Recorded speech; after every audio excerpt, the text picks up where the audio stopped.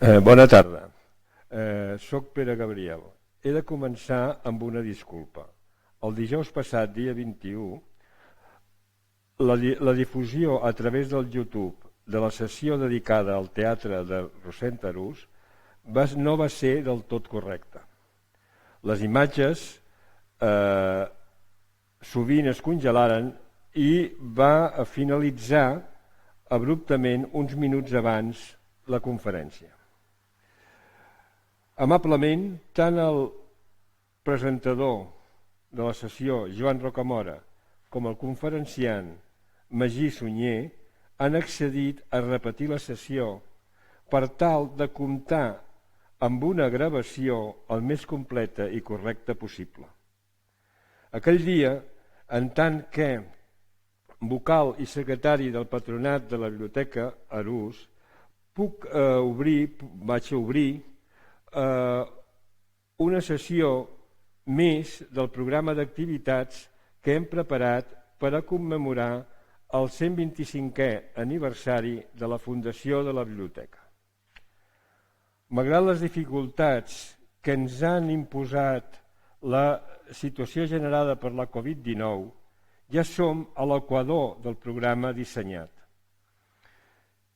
Un programa iniciat amb l'exposició dedicada a la biblioteca i la conferència inaugural llegida al Saló de Cent de l'Ajuntament de Barcelona el 29 d'octubre passat.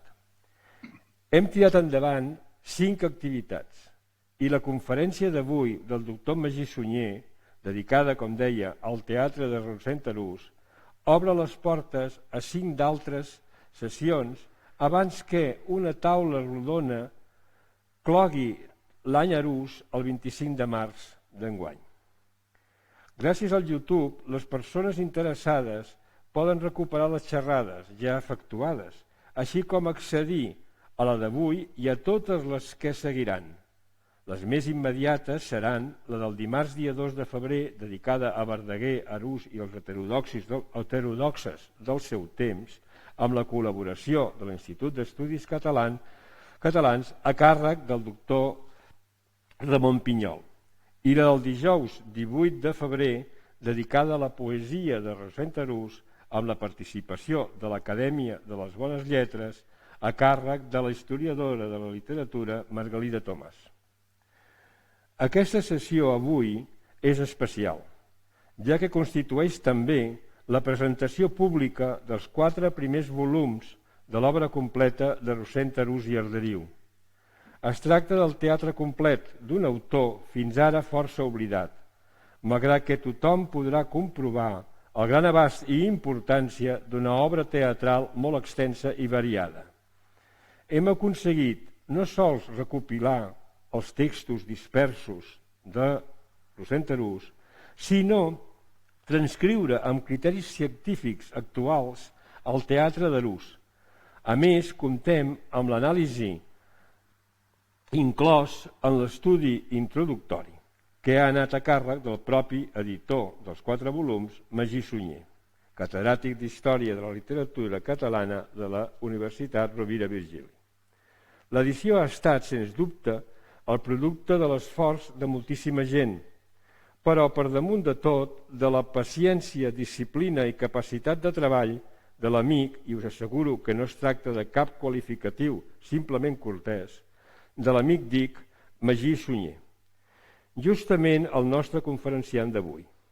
També he de destacar i agrair sincerament la col·laboració i implicació en el projecte de Jaume Llambric, el director dels serveis de publicacions de la URB, que ha sabut dur amb uns resultats excel·lents a bon terme la publicació d'aquests 4 imponents volums. No caldria afegir que, a part del paper promotor de la Biblioteca Arús, hem comptat amb l'ajut i col·laboració tant de l'Ajuntament de Barcelona com el de les universitats de la Rovira i Virgili i de Barcelona. Arribats fins aquí, vull esmentar la concessió d'un premi que ens honora i hem d'agrair en tant que reconeixement d'una feina feta amb resultats, com deia, excel·lents.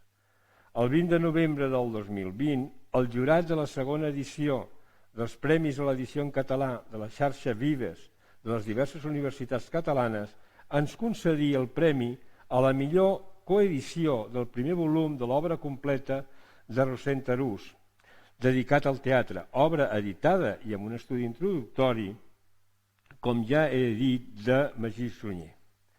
Pensem que aquests 4 volums del teatre complet de Rosent Arús, ara a disposició de tothom, facilitarà una lectura actual de l'obra, que creiem indispensable per tal de mantenir viu i influent un patrimoni històric d'un teatre català que avui en dia continua vigent i en absolut obsolet.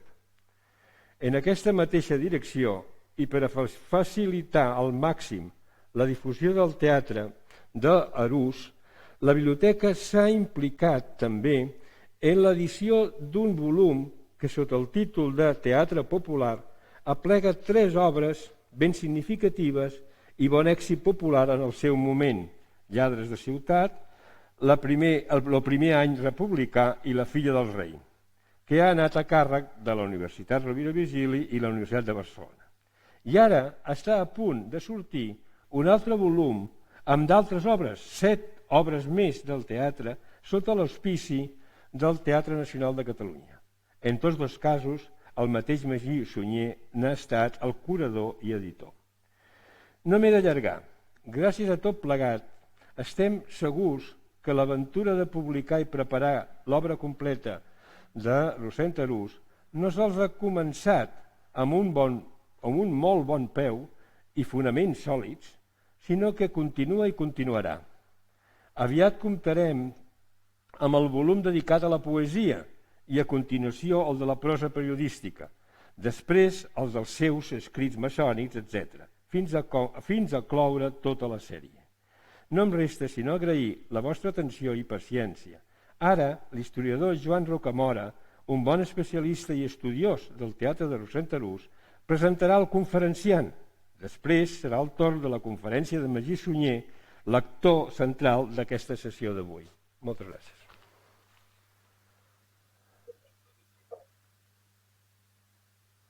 Bona tarda. Abans de res, agrair a la Biblioteca Pública Arús i a tota la seva comunitat de treballadors i col·laboradors que m'hagueu convidat a fer aquesta presentació.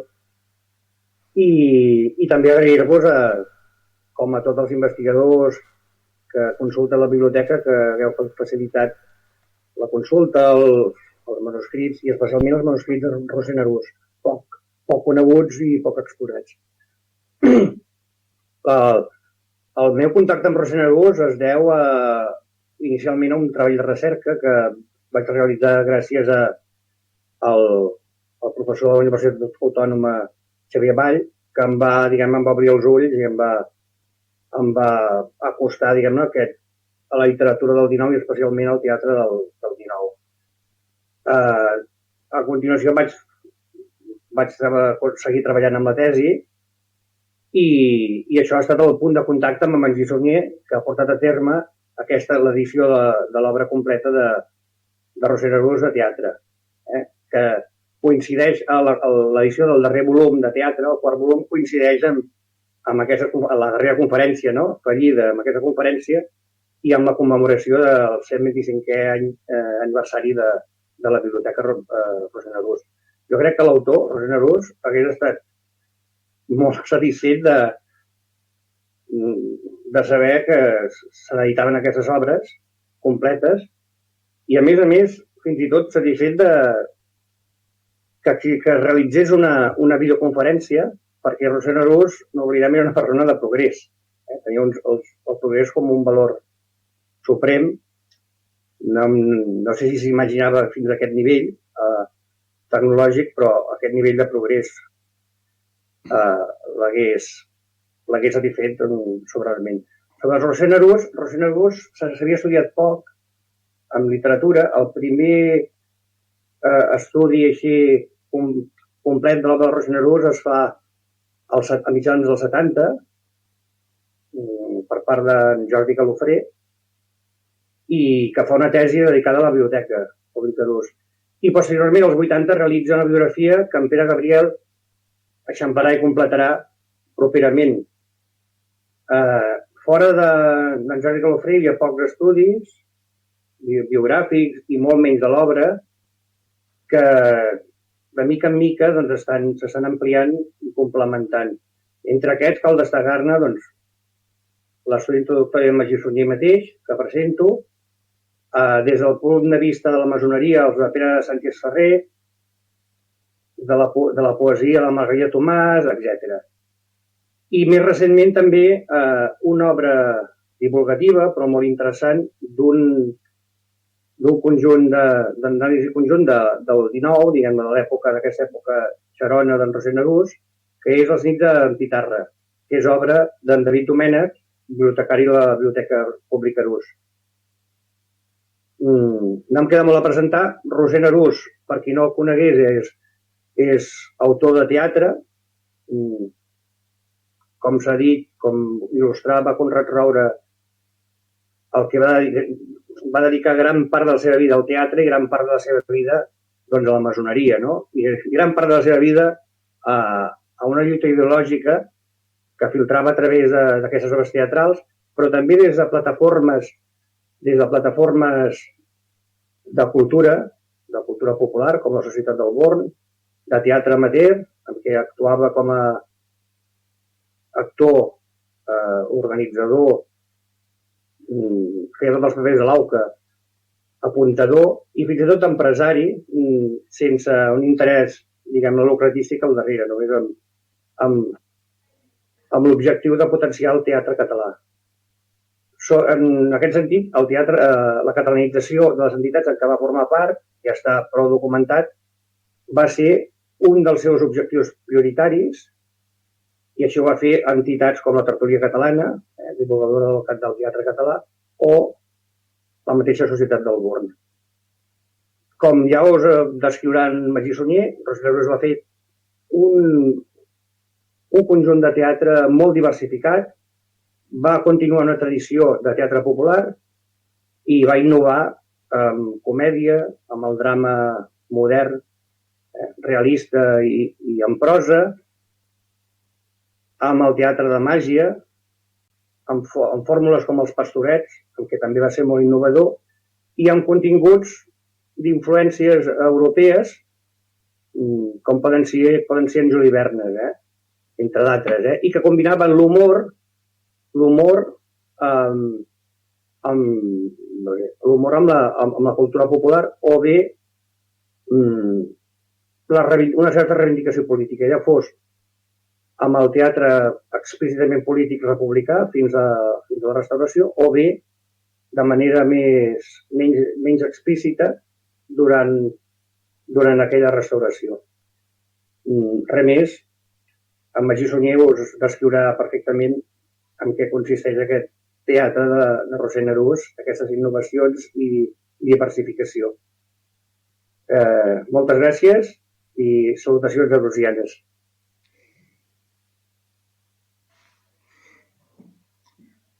Bona tarda a tothom.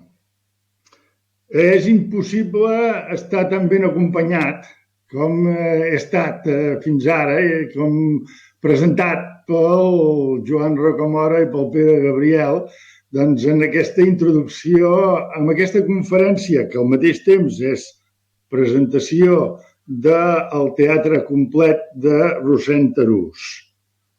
És una conferència, tal com ha dit Pere Gabriel, que forma part de les commemoracions del 125è aniversari de la inauguració de la Biblioteca Pública Arús, inaugurada l'any 1895.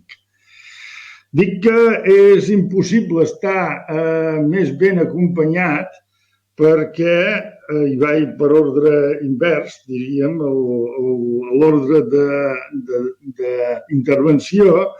Joan Rocamora és una persona que coneix molt bé l'obra de Roser Narús i sobretot el teatre de Roser Narús i li va dedicar un treball de màster, que en aquell moment potser no es deia treball de màster, però tenia aquesta mateixa aquesta mateixa entitat, i posteriorment, ara, fa ben pocs mesos, ha llegit una esplèndida tesi doctoral sobre aquest teatre amb molta informació nova, amb moltes notícies noves que enriquiran molt més el coneixement del teatre de Rossend Arús.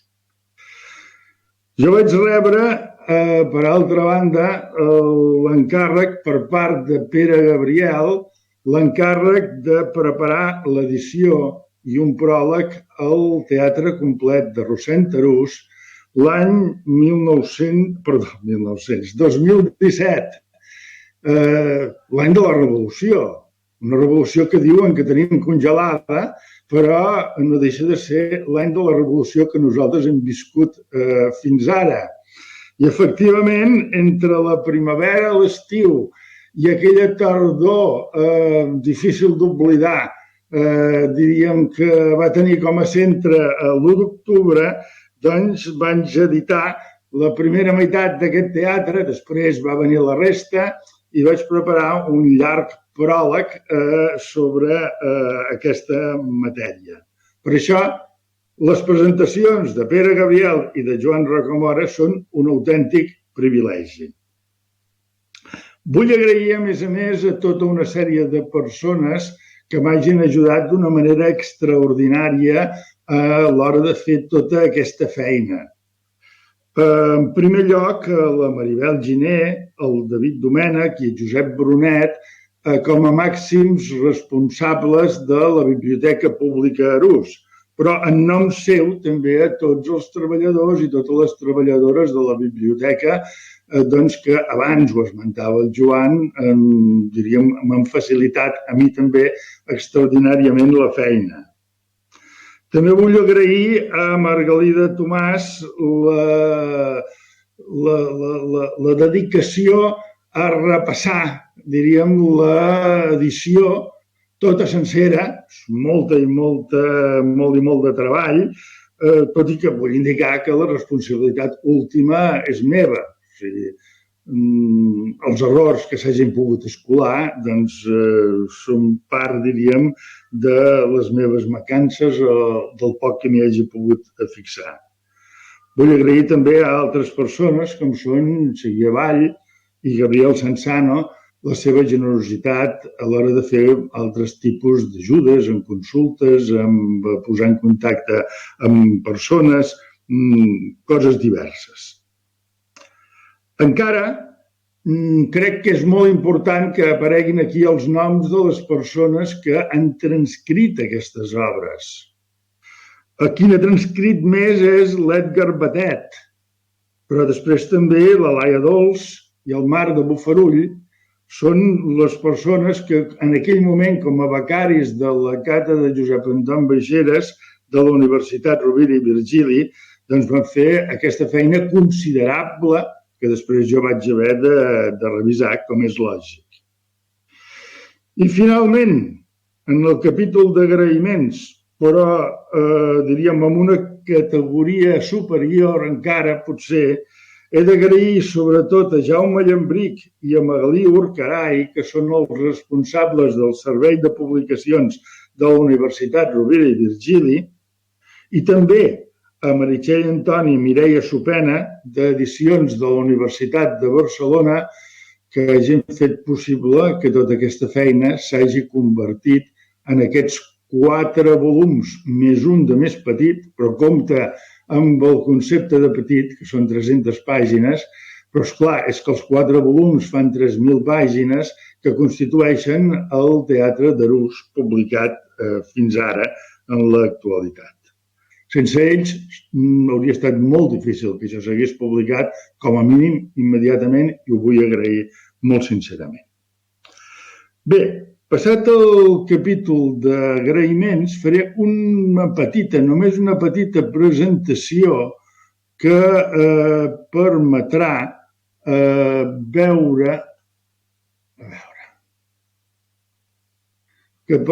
veure, teniu aquí en pantalla, doncs espero que es vegi bé, aquí tenim l'ex libris de Rossend Arús. Rosent Arús va néixer l'any 1844 i va morir l'any 1891. Per tant, només va viure 47 anys. Va ser una persona d'això que en diríem d'una manera absoluta, situada a la banda esquerra de l'arc ideològic català de la seva època. Era republicà, maçó, lliurepensador i catalanista. Aquest monograma que constitueix el seu exlibris, dibuixat per un company d'ideologia i primer bibliotecari de la Biblioteca Arús, Eudald Canivell, ho mostra ben bé. A banda del llibre amb la inicial d'Arús, fixeu-vos com tenim aquesta estrella que il·lumina i, sobretot, aquests 3 punts que es van repetint, que jo hi entenc més aviat poc en maçoneria, però em penso que indiquen el grau màxim dintre de la maçoneria. Podem veure bé aquest exlibris, que penso que és una peça extraordinària, i en podem anar cap al que és el nostre objecte més concret d'anàlisi en la conferència d'avui, que és el teatre de Rosent Arús. El teatre publicat consta en aquest moment d'aquests volums.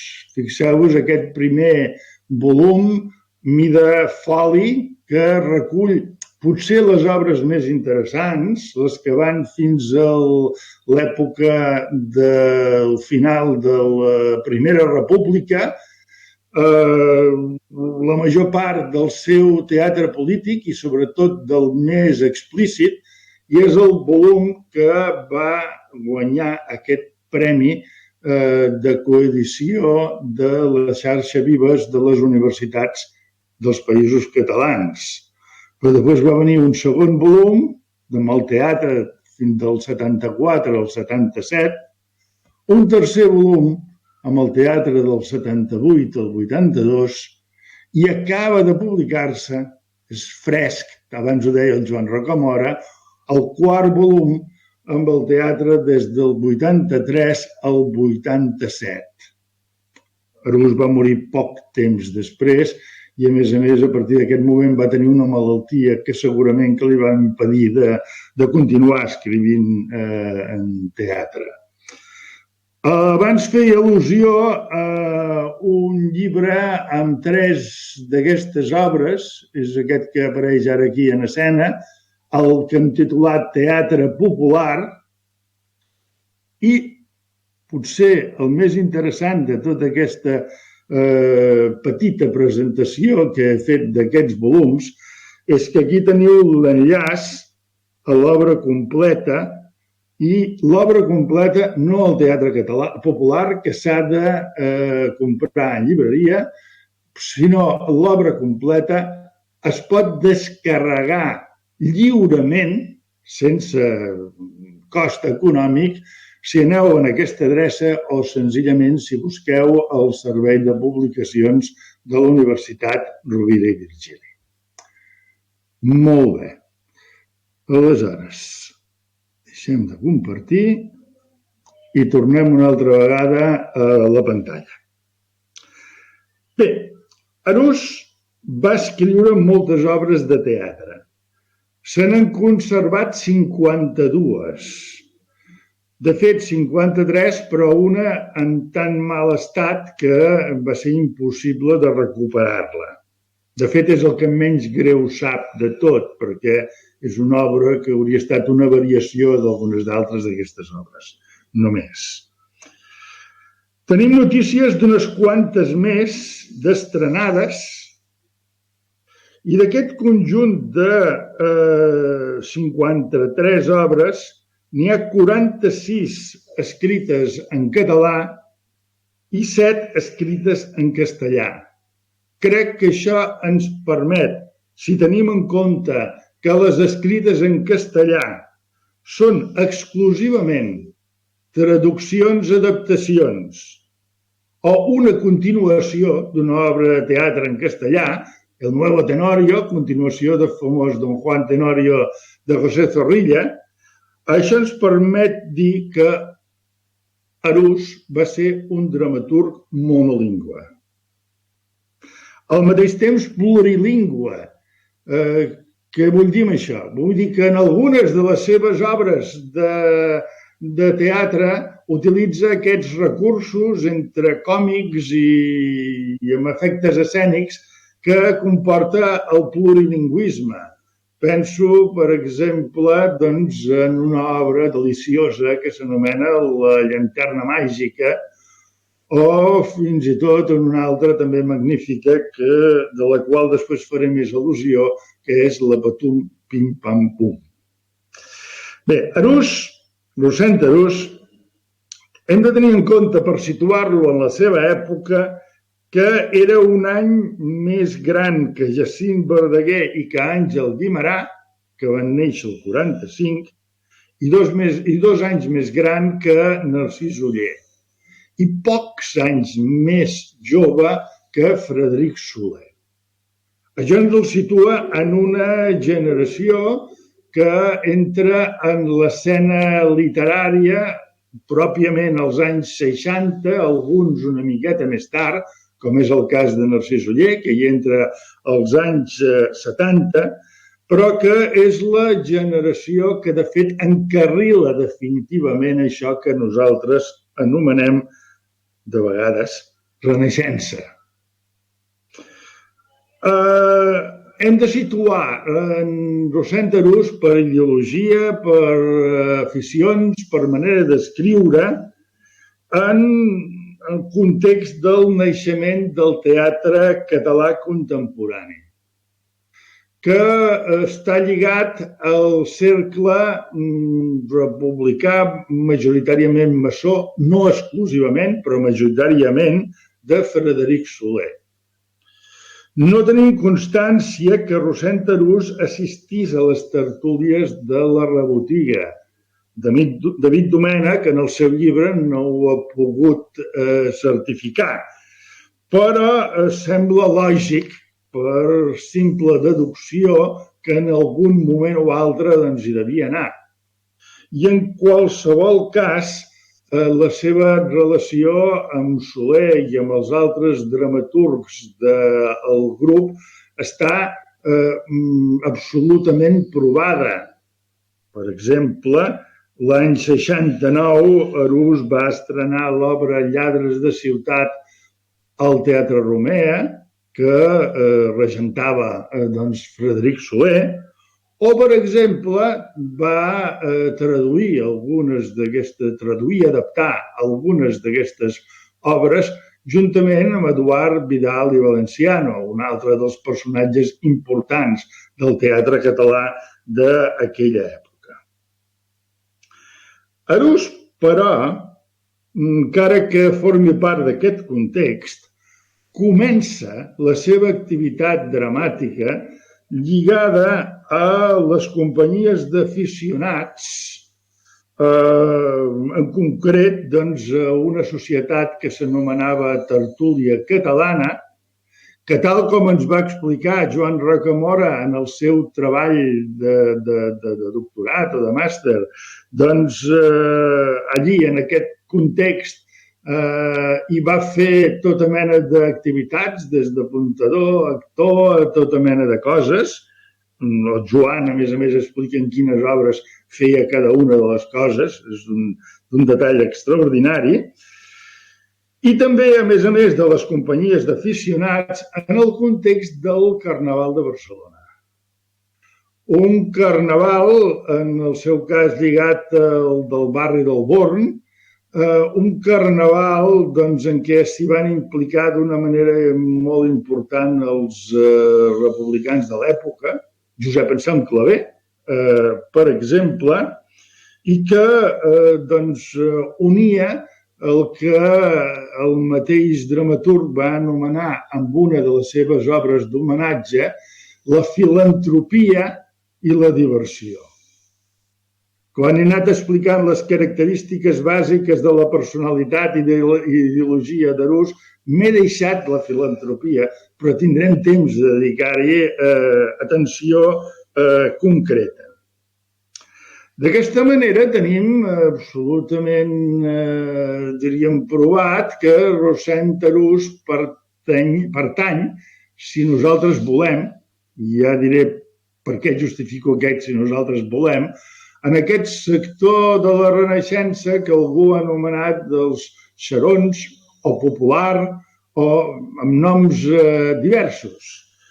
Jo hi estic més aviat en desacord amb aquesta distinció perquè crec que, a banda que la funció que tots dos, si volem, sectors van fer, jo crec que era imprescindible que la fessin cada una en el seu àmbit, en el seu camp.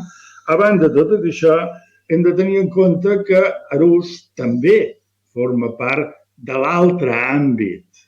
Només per posar un exemple, Arús va formar part del cos d'adjunts dels Jocs Florals des de molt jove i fins al final dels seus dies.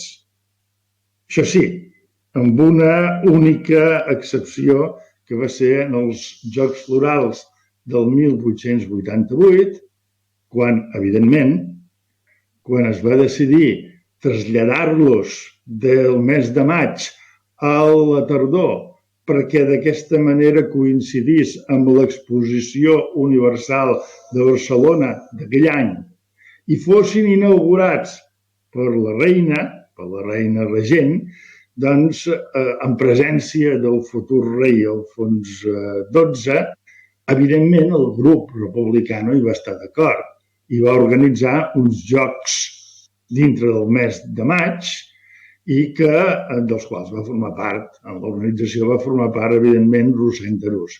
Però va ser l'única excepció. Per tant, jo dubtaria molt, diríem, que puguem fer aquests enquadraments absoluts, deixant de banda després el fet que el mateix Soler després va ser mestre en llei saber, etc. Bé, en qualsevol cas, Arús, per tant, va ser un home de teatre. En aquest sentit, diríem que s'acostuma a donar a l'expressió dintre de la professió. O sigui, va ser escriptor, però no només escriptor. Va fer també això que dèiem abans, d'actor, d'apuntador, en companyies d'aficionats, però després va fer també d'empresari teatral a diversos teatres i va proveir una part de la programació d'aquests teatres amb les exigències que això comportava. I penso que aquesta és l'explicació bàsica de la major part d'aquestes traduccions i adaptacions en castellà. Crec que aquesta és l'explicació. Això sí, hem de tenir en compte que encara que una obra tan important dintre del conjunt de la seva producció com és Lladres de ciutat s'estrenés l'any 1869 al Teatre Romea, Arús no va reincidir per aquesta banda. Arús no és un autor del Teatre Romea. Encara que l'empresari fos Frederic Soler. I, a més, segurament que això ho podem relacionar amb el fet que dos dels gèneres més definitoris del teatre que es feia al Romea, Arús no els va conrear. Arús no es va dedicar ni al teatre històric, sobre història catalana, sobre temes d'història catalana, ni al teatre d'allò que Xavier Fàbregas va anomenar de costums veritablement catalans, ambientat a la ruralia i, a més, que habitualment exposaven les virtuts del sistema pairal, diríem. Ni un ni altre tipus de teatre no el va conrear Rossend Arús. Ei, compte, sí que hi ha obres de teatre històric dintre d'aquest conjunt, però són traduccions. És una traducció d'una obra de Víctor Balaguer i una traducció d'una obra de Francesc Morera, El cantor del Francolí. Bé, en aquest teatre també Joan Rocamora això ho va establir d'una manera, jo crec que molt i molt precisa, distingim dues etapes d'una manera molt clara. Una etapa fins a 1874 i una segona etapa doncs, a partir d'aquest any. Per què aquest any? Doncs bé, la raó és molt senzilla. És el moment doncs, d'una època de joventut tota encarada cap a les il·lusions amb el triomf de la proclamació de la República i tots els beneficis que havia de portar, i una segona etapa en què es produeix el desengany de tot això amb els cops d'estat successius que acaben doncs, amb la il·lusió republicana. D'aquesta manera. Ara veurem una miqueta més bé tot això. Bé, l'entrada d'Arús en el teatre, hi ha unes obres escolars, però de les quals no conservem res o conservem molt poca cosa, una escena o uns quants diàlegs. L'entrada d'Arús en el teatre es produeix l'any 1865, quan ell tenia 21 anys. En un sainet en vers, podríem dir, doncs, però sainet però amb implicacions socials molt importants, que és el que es titula Lo senyor Pere o tot fugint se casen, i en aquesta peça molt singular, que és Lladres de ciutat. Peça que figura com escrita a l'any 1865 i que en qualsevol cas sí que tenim absolutament certificat que es va estrenar al Romer l'any 1869. Es conserva el programa de mà, el cartell, vull dir que no hi ha cap mena de dubte. Bé, això ens condueix, diríem, crec que intentar donar, dintre dels límits d'una xerrada com aquesta, donar una caracterització general d'aquest teatre. I podríem començar, crec que és adequat de començar, pel teatre polític o pel teatre social i polític. Per aquest teatre social i polític és fonamental, absolutament fonamental, el canvi que va suposar la Revolució de setembre del 1868. Quan abans he dit que Lladres de ciutat es va escriure al 65 però que no es va estrenar fins al 69, segurament que elements d'aquests tipus, de fet, consta que fins i tot Arús li va canviar el títol per problemes que havia tingut amb l'obra, doncs consta que havia tingut problemes amb la censura. Efectivament, Carme Morell ens ha recordat que la llei de 23 d'octubre de 1868 va abolir la censura teatral. I la de 16 de gener de 1869 va declarar la llibertat de teatres. I que això significava, en aquell moment, i ara llegeixo literalment de Carme Morell, que per primer cop es pot escriure teatre polític sense por per a les represàlies. La conseqüència és l'aparició d'un teatre que sigui de tendència republicana, com el de Rossend Arús i Arderiu, liberal o netament conservadora, se centra clarament en els mals del país o en les actituds polítiques. Per tant, el tenim enquadrat. Fixeu-vos com quan ha de posar un exemple, Carme Morell posa precisament el d'Arús, com a conreador d'aquest teatre polític. Un teatre polític que havia tingut, evidentment, uns antecedents en el segle XIX. Primer, en el teatre liberal progressista, podríem dir, encara no existia això, el torpiment del progressisme, exaltat, diguem, de Josep Robrenyo en els anys 20 i 30, o en aquella obra tan divertida d'Abdó Terrades, el pare del catalanisme del republicanisme català, doncs aquella obra, aquella sàtira monàrquica, antimonàrquica que es deia Lo rei Micó Micó. Bé, Per tant, ens hem de situar en aquest context, el context del sexeni, bàsicament en aquest teatre polític, o en aquest primer teatre polític i el més important, i una mica en aquest context republicà, maçó, lliurepensador, al qual abans feia referència.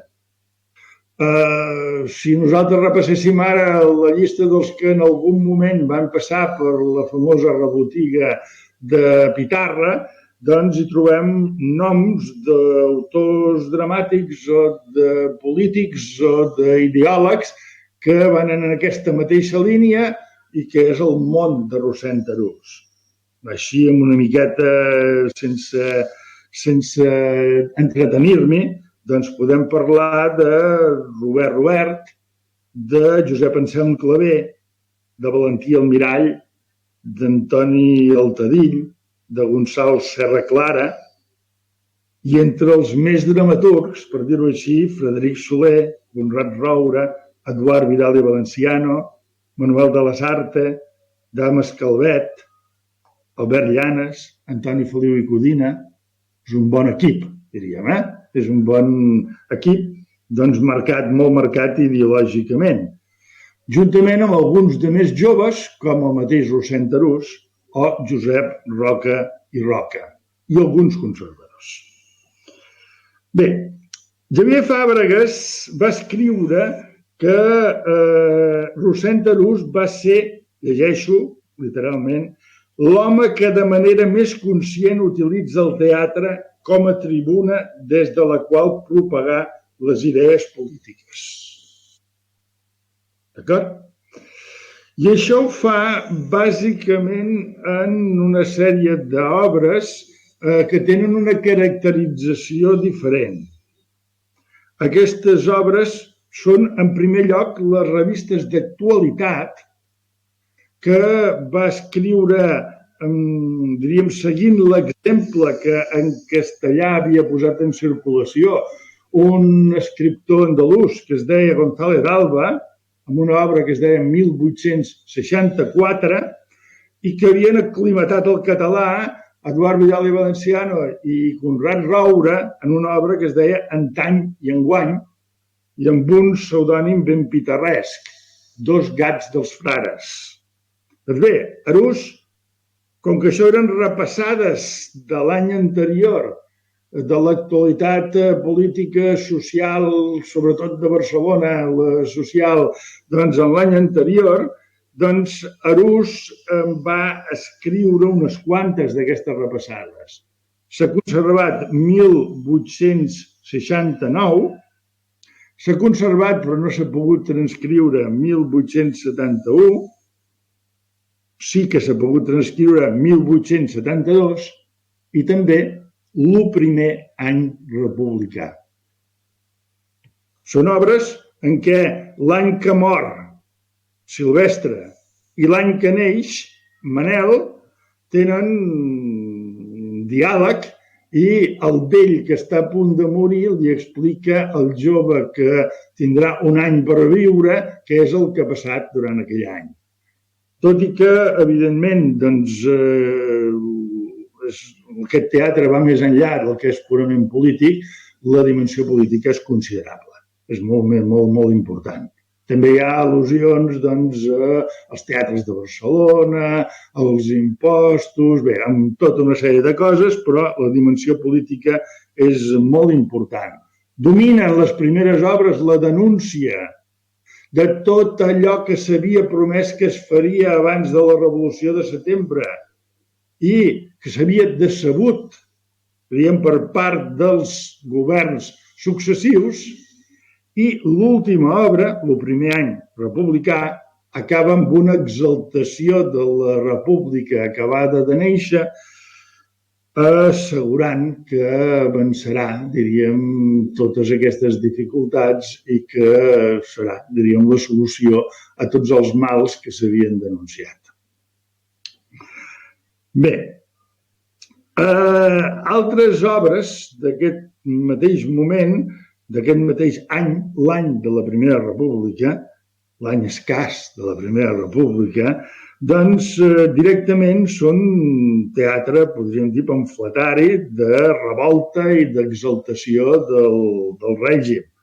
Mai més monarquia, sí, amb exclamacions. Visca la federal, també amb exclamacions. O fins i tot el quart acte de la peça Claudi F, situat en una barricada de la revolta de Quintes de l'any 1870.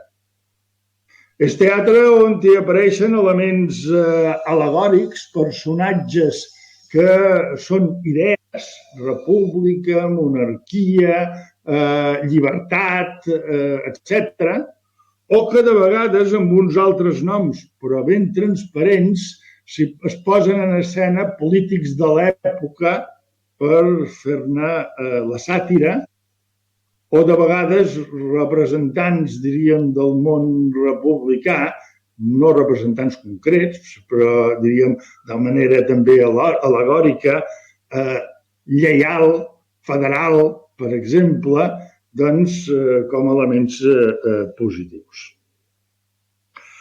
Poc temps després, encara aquest tipus de teatre es va perllongar en unes obres sobre la guerra carlina, que són Via fora sometent i La caritat, en què també elements d'aquests al·legòrics com caritat o alguns altres doncs, segueixen la mateixa línia. Evidentment, Arús, aposta, per un bàndol dintre de la guerra carlina, no cal dir quin, però en obres com La caritat advoca per una conciliació de bàndols, per acabar, amb la guerra. Després, durant la restauració, l'element polític apareix en forma de sàtires al progressisme i al caciquisme, algunes ben divertides, però en què són senzillament comedietes, en què apareixen personatges progressistes tòpics i ridiculitzats, de vegades, i la peça, que jo crec que és una autèntica joia d'aquest teatre i que ja té unes característiques diferents del teatre polític ideològic del temps de la restauració i que és claríssimament una sàtira del caciquisme, és la que s'anomena la Patum Pim Pam Pum. Bé, a banda, Arús va escriure altres tipus de teatre. Per exemple, si abans hem parlat de personatges al·legòrics, hem de parlar obres que són autèntiques al·legories elles mateixes, com la que va dedicar a la Societat del Born o la que va dedicar a un amic seu que va morir molt jove i que formava part de la Societat Tertúlia Catalana.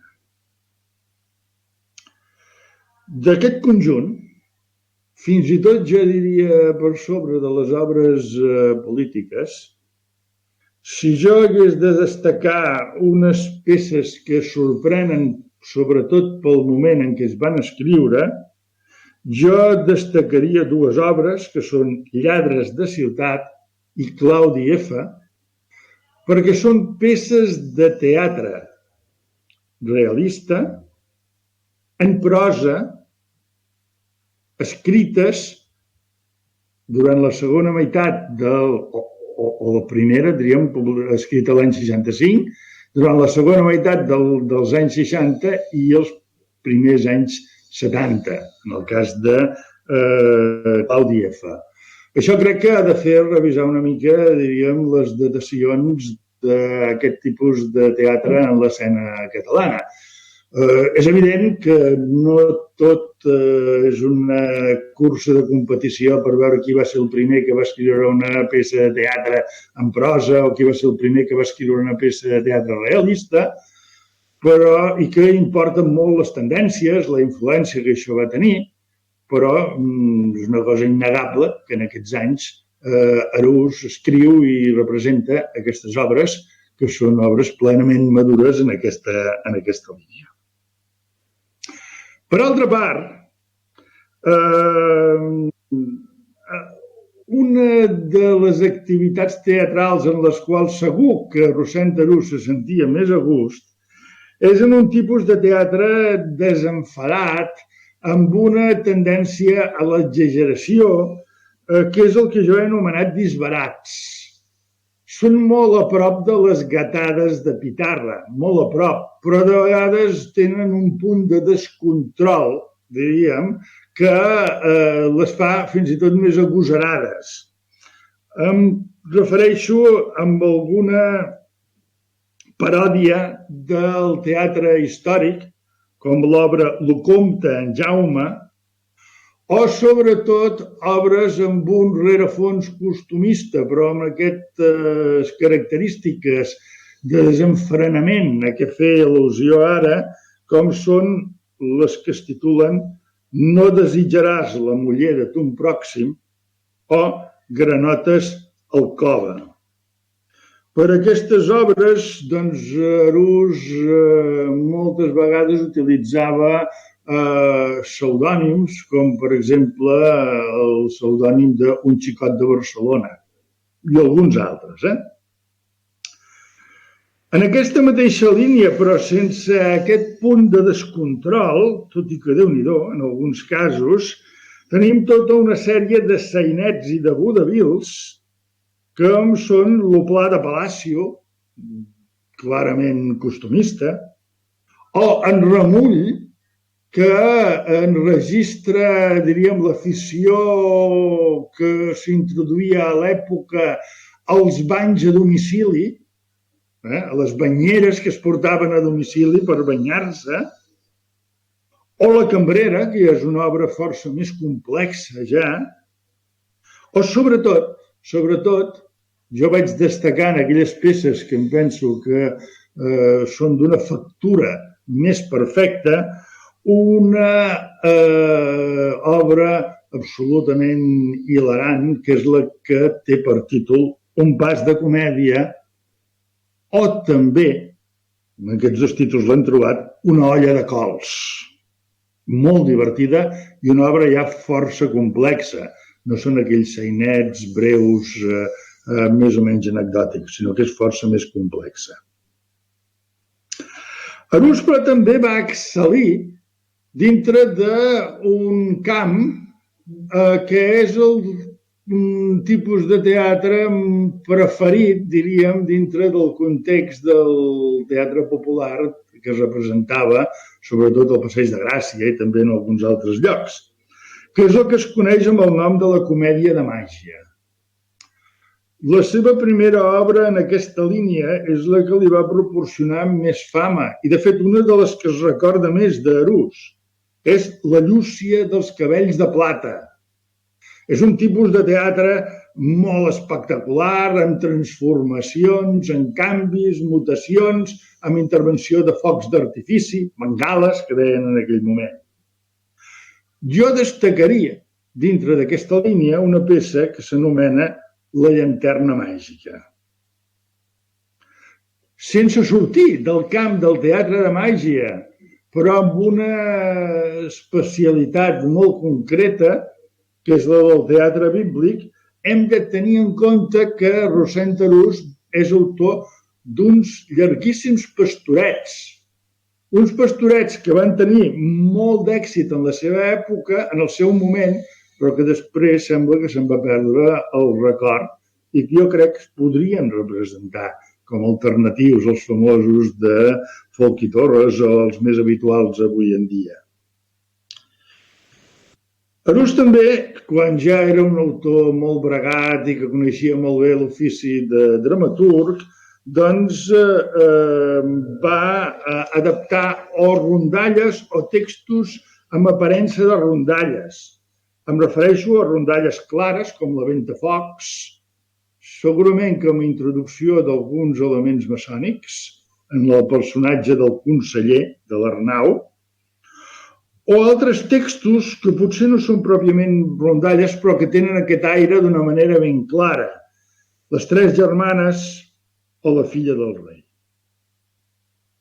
Abans ja he fet al·lusió amb aquestes, diríem, exigències de l'ofici d'home de teatre que el van dur a fer de traductor, d'adaptador de peces franceses i segurament d'altres països, per les quals gairebé mai no es deia quina era la peça d'origen i de vegades costa identificar-ho i de vegades no hi ha manera. No seria estrany que algunes de les obres que aquí hem donat com originals d'Arús, de Perros Grotescs, que en realitat no eren altra cosa que adaptacions, però què hi farem?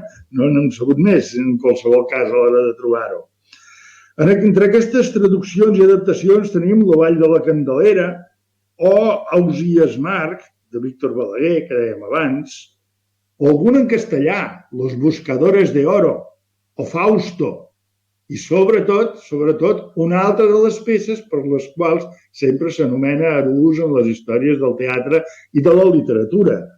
La traducció-adaptació que van fer juntament amb Eduard Vidal i Valenciano de La Taverna, la versió dramàtica, ja en francès, de la famosa novel·la d'Émile Zola, i que va tenir, diríem, un context que ara no puc explicar, però que va provocar unes certes tensions, diríem.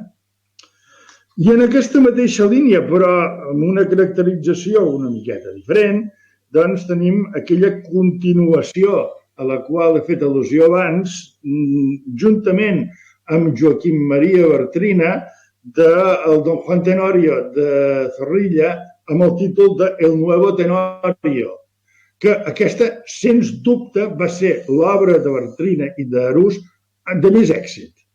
Als anys 30 del segle XX encara es representava, evidentment, als voltants de l'1 de novembre, que és la data dels Tenorios, diríem. Fixem-nos que en aquestes col·laboracions doncs Arús acostumava a associar-se amb personatges de la seva mateixa línia ideològica. Joaquim Maria Bartrina, Eduard Vidal i Valenciano, Josep Maria de la Sarta, per exemple. Bé, com que no vull allargar gaire més, doncs vull, si de cas, assenyalar que aquestes peces són una font molt interessant de coneixement del món de l'època d'Arús. Interessantíssima. Interessantíssima per tot el que és, diríem, el coneixement de la Barcelona de l'època. Però no tan sols això, també per conèixer les idees que en aquell moment havien entrat en joc, o una miqueta abans ja, havien entrat en joc i que continuen estant discutides, continuen estant en joc en el nostre món d'avui. És ben bé d'aquesta manera.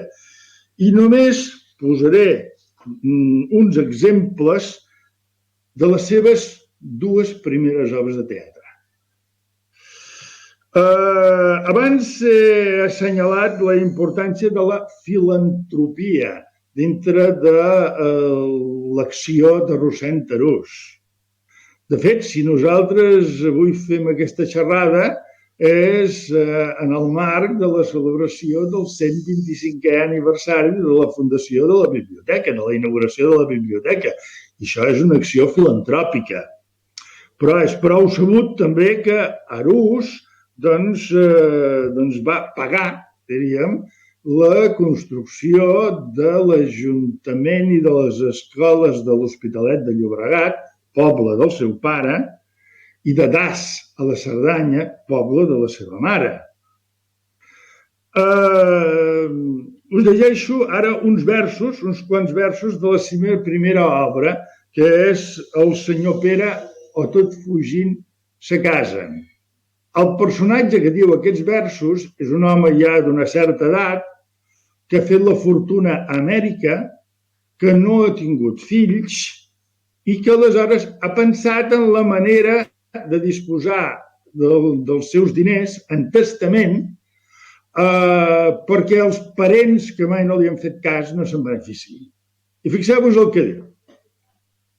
Per trompals, aquest trompals fa referència als parents, ja tinc fet-lo testament i tot el meu capital, que sense tirar per alt serà de 1.000 duros un 100, l'empleo d'aquesta manera.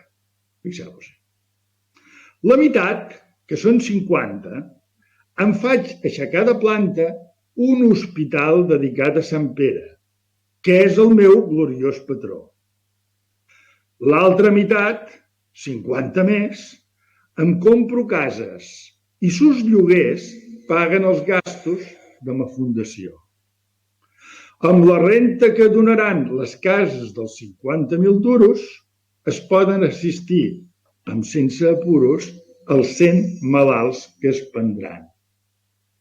Per tant, Arús, als 21 anys, si no abans, ja tenia el pensament de fer una obra filantròpica gran, que era la construcció d'un hospital, i havia pensat en la possibilitat que aquest hospital es mantingués sense necessitat d'altres ajudes. S'ha d'assenyalar que aquest és el procediment que va utilitzar no per construir un hospital, però sí per la Biblioteca Arús. És exactament el mateix procediment. O en l'altra obra, l'obra en prosa, Lladres de ciutat, la importància que ell dona a la filantropia. Hi ha un personatge ric i generós, autènticament generós, que és un personatge filantròpic, un filantrop, i que avui el que en diríem un personatge solidari, avui en dia en diríem, la paraula més pròpia és un personatge solidari, un personatge que, diríem, valora la fraternitat universal, que diu el següent, fixeu-vos-hi. Si els rics veien la responsabilitat que sobre d'ells cau i el compte que hauran de donar a Déu del mal ús que han fet dels interessos que havia posat en ses mans per a partir-se'ls amb los pobres, no per llançar-los, per lo sol orgull de fer-ho, poques necessitats quedarien per remediar i la misèria. Caritat, en aquesta paraula estriba la doctrina de Jesucrist. Estimaràs el pròxim com tu mateix. Aquí podem veure un dels referents importants dels sectors ideològics esquerrans, des dels republicans als anarquistes, que és la figura de Jesucrist en contraposició a l'Església. Penseu que eren bàsicament anticlericals, aquests personatges. I per acabar, un fragment que fa referència a la pena de mort. Hem de tenir en compte que encara hi ha molts països avui en dia, l'any 2021, que encara tenen la pena de mort i que les execucions són espectacles públics, com ho eren a la Catalunya de l'època d'Arús. Llegeixo. La pena de mort, injusta pena, que per més poder que un home hagin dat los altres homes, no té dret, no pot imposar-la a ningú. La vida és de Déu i ell és l'únic que en disposa. Per castigar un crim no es castiga destruint el criminal, se castiga fent-li purgar i junt amb lo càstig que mai s'atreu de sobre, lo rosec de sa consciència, passa una vida de remordiments i molt arrepentit del delicte comès. No així és lo condemnat a mort, que si marxa el patíbul amb cinisme, no és altra cosa que locura, i si va amb resignació, no és res més que por. La nació que té encara la pena de mort no és nació, ni és digna de ser-ho. I la nació que té gent que, com si fos a divertir de festa, presencia les execucions, és més salvatge que la més de l'Àfrica. I los que ho van a veure, los que contemplen les assanyes del botxí, i los que compten les extremituds del mort que maten, no són sers racionals, són sanguinaris, són hienes, són més que assassinos, són dignes de ser botxins.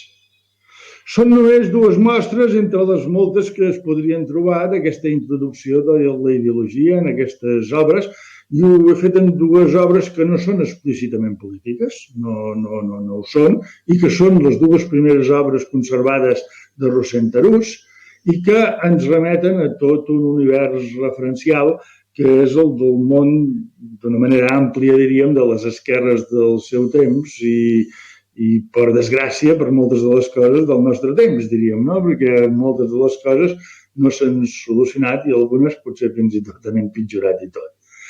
Aquest és el context del teatre de Rossend Arús i de manera molt breu és el que he volgut exposar. Ho deixo aquí. Moltes gràcies.